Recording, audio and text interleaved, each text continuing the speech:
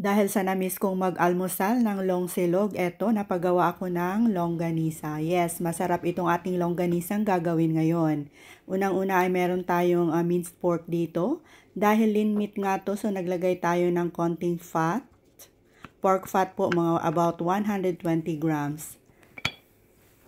At pagkatapos ay idagdag na natin itong ating ibang mga sangkap tulad itong ground pepper, salt. Naglagay tayo ng 1 teaspoon of annatto powder, 1/3 cup of brown sugar, at saka konting all-purpose flour. Siyempre, dahil garlic yung ganisa nga to, nilagyan natin ng madaming minced garlic. So, about 1/3 cup yung nilagay natin. So, lalagyan din natin ng konting tomato sauce, pwede din ketchup, at konting oyster sauce. So, optional lang po to. Nilagyan natin ng 1 teaspoon of seasoning. Paghalo-haluin lang natin to ng maigi until well distributed. At pagkatapos ay ilipat lang natin sa isang malinis na bowl. Takpan lang natin muna ng cling wrap at i-refrigerate for 3 hours. Ihanda lang natin yung ating pambalot. So gumamit tayo ng wax paper, pwede din naman plastic film. So magsukat lang ng mga about 1 1/4 tablespoon ng pork mixture. So ganyan lang po, i-wrap lang natin. At ito na po yung kinalabasan na ginawa natin. Napakalinis tingnan. In total, nakagawa tayo ng mga about 24 pieces of skinless longganisa.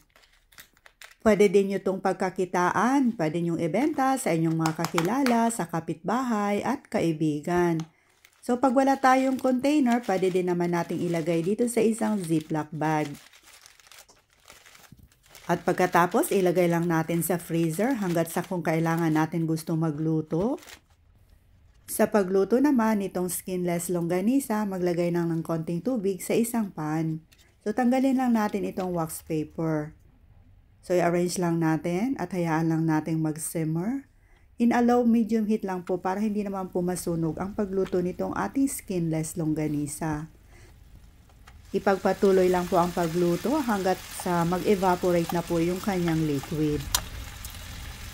Hintayin lang natin hanggat sa maging mag-golden brown at lumabas na po yung kanyang natural oil. Hindi na ako naglagay ng cooking oil habang niluluto natin to dahil meron namang pork fats itong ating longganisa. At pag okay na, pwede na nating iserve to habang mainit pa at meron na tayong napakasarap na long silog. So tara, kain na po tayo. Maraming salamat!